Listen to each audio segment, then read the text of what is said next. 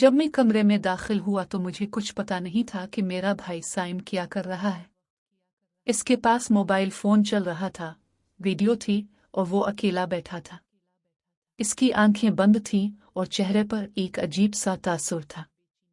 मैंने ये सोचकर आहिस्ता से दरवाज़ा खोला कि शायद वो सो रहा है, लेकिन ये देखकर मेरी रीढ़ की हड्डी में कपकपी तारी हो गई।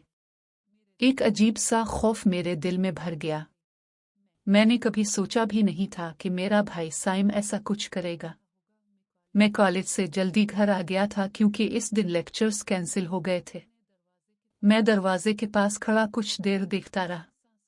इसकी सांसें तेज हो रही थीं और वो मुसलसल अपना मोबाइल चेक कर रहा था। मुझे देखकर वो घबरा गया। इसने फौरन फोन बंद कर दिया और उठ गया। मारिया, तुम कब आई हो? फौरन बाहर जाओ। मैंने मुस्कुराते हुए कहा, भाई आपको शर्म नहीं आती?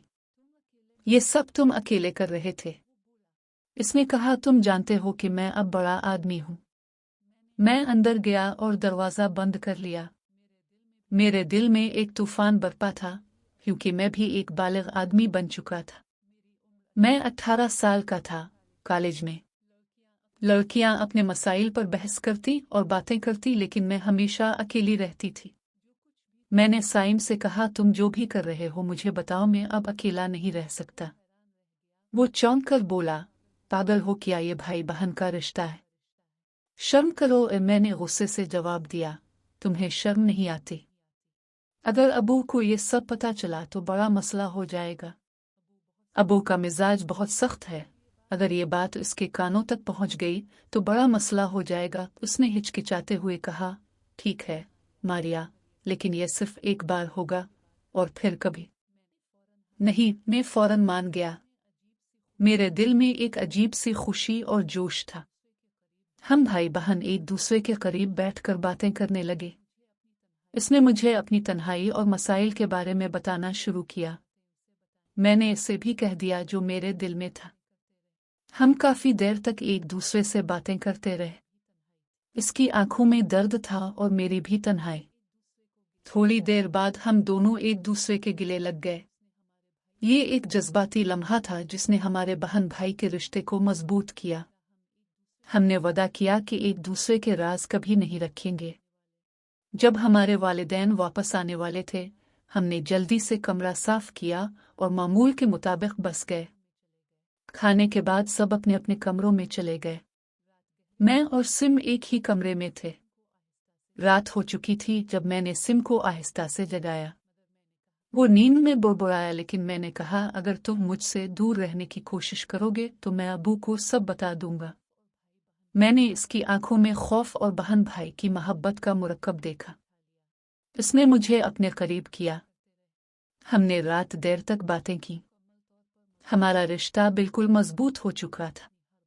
सिम ने मुझे सब कुछ बताना शुरू किया और मैंने भी इससे अपने मसाइल बताए। हम एक दूसरे को बेपनाह सपोर्ट कर रहे थे। उसने मुझे मुख्तलिफ तरीकों से तसल्ली दी, कभी बाथरूम में बैठकर, कभी किचन में खड़े होकर, कभी बालकोनी में छपकर। पूरा हफ्ता इसी तरह गुजर गया। हर बार एक नया मौजू, एक नई गुफ्तगू और एक दूसरे को समझने का एक नया तरीका। एक दिन वो मुझसे मेज पर बातें कर रहा था। अगले दिन मैंने इसे कुर्सी पर बिठाया और अपने दिल की बात कह दी। हम दोनों जानते थे कि कब बात करनी है और कब समझाना है। हम पूरे हफ्ते दिन में तकरीबन 2-3 बार बैठकर बात करते थे, कभी जल्दी, कभी लंबी गुफ्तगू के लिए। शाम को हमारे वालिदैन के आने से पहले हम हमेशा मामूल के मुताबिक बैठते थे। ये हमारा पोशीदा राज था जिसने हमें रोज़मर्रा की ज़िंदगी की तन्हाई से बचाया। हम अब भी बैठकर बात करते हैं जब भी हमें मौका मिलता है। हमारे वालिदैन को कभी पता नहीं चला। हमने एक दूसरे को समझने के बहुत से नए तरीके अपनाए हैं। हमारा रिश्ता इतना गहरा हो गया है कि हम बगैर बात किए एक दूसरे को समझते हैं। ये हमारा पोशीदा सुकून है जो हमें जिंदा रखता है। कभी कभी डर लगता है कि कहीं ये राज फाश ना हो जाए, लेकिन जब साई मुझे भाई की तरह गिले लगाते हैं तो सारे खौफ भूल जाते हैं। ہم جانتے ہیں کہ بھائی بہن کا رشتہ بہت پاکیزہ ہوتا ہے، لیکن ہم نے اسے مزید مضبوط بنا دیا ہے۔ یہ ہماری خفیہ دنیا ہے جو صرف